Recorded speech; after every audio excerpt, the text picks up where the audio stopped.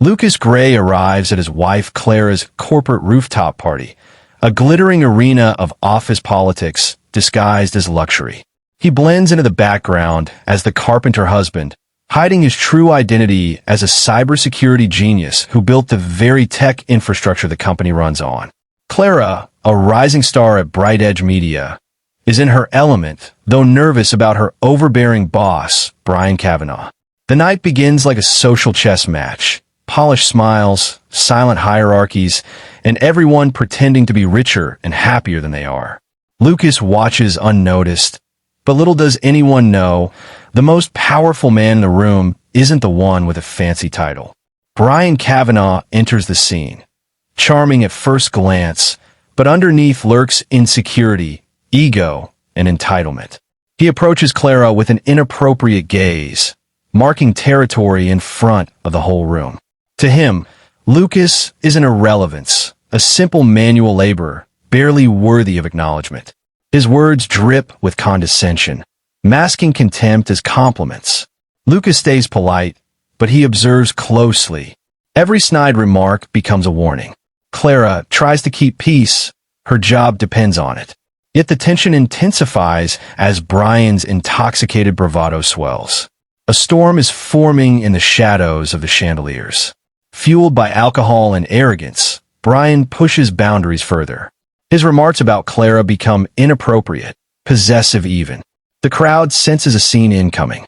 Then, the moment that freezes the night, Brian leans close, slurs dominance, and spits on Lucas as he proclaims ownership over Clara at work. Shock spreads.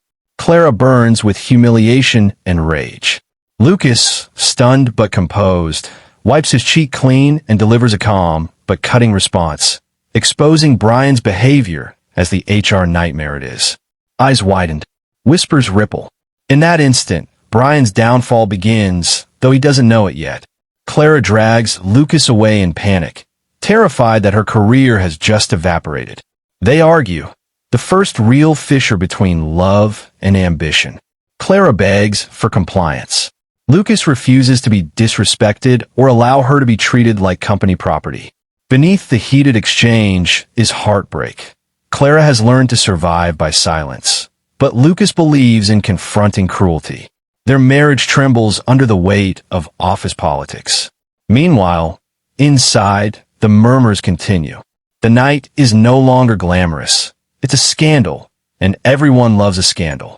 3 days later, Bright Edge is in chaos. Servers down, files corrupted, and $1 million campaign on the brink of disaster. With employees panicking and Brian screaming, Clara calls Lucas, not for IT help, but reassurance. Yet Lucas knows exactly what's wrong. Their lazy systems admin ignored 17 warnings from Lucas's original cybersecurity code. With a few masterful keystrokes from home, he restores everything quietly. But Brian claims full credit in a company-wide email. The foundation of his arrogance cracks, and karma begins its countdown. The board orders a full IT audit. They uncover everything Brian tried to hide, including the truth behind the company's tech infrastructure. Lucas Gray, the carpenter husband, is in fact the architect of Bright Edge Digital Backbone, a contractor worth millions to the company. Brian's hero narrative collapses instantly. Clara becomes the center of office fascination. Respect shifts. Gossip evolves. The man Brian publicly insulted is suddenly the most essential figure in the corporation's survival. Brian's power shrinks by the hour. Brian spirals into paranoia, cornering Clara to blame her for his humiliation. But Clara has changed. She throws his own vile words back at him, loud enough for witnesses to hear.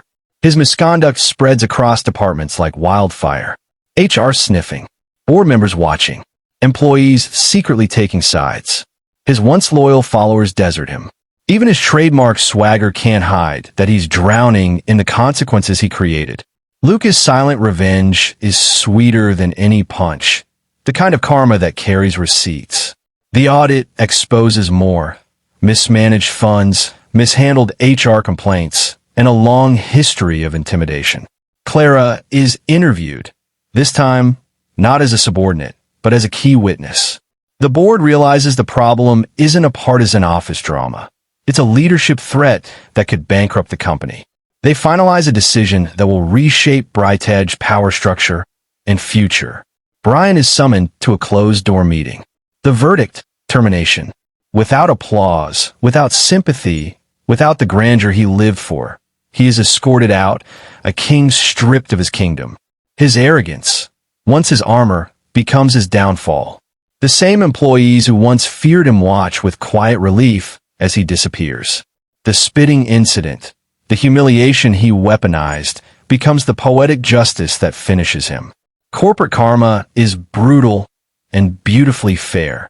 Clara's reputation soars, not because of Lucas, but because she finally stood up for herself. She receives a promotion and a safer, healthier work environment. Lucas remains the same humble man, building furniture in the garage, loving his wife, and quietly protecting a company that now respects him. Together, they rebuild trust, a marriage strengthened by adversity. The world now knows Lucas Gray's intellect, but Clara knows his heart. And that, above all, is the true victory.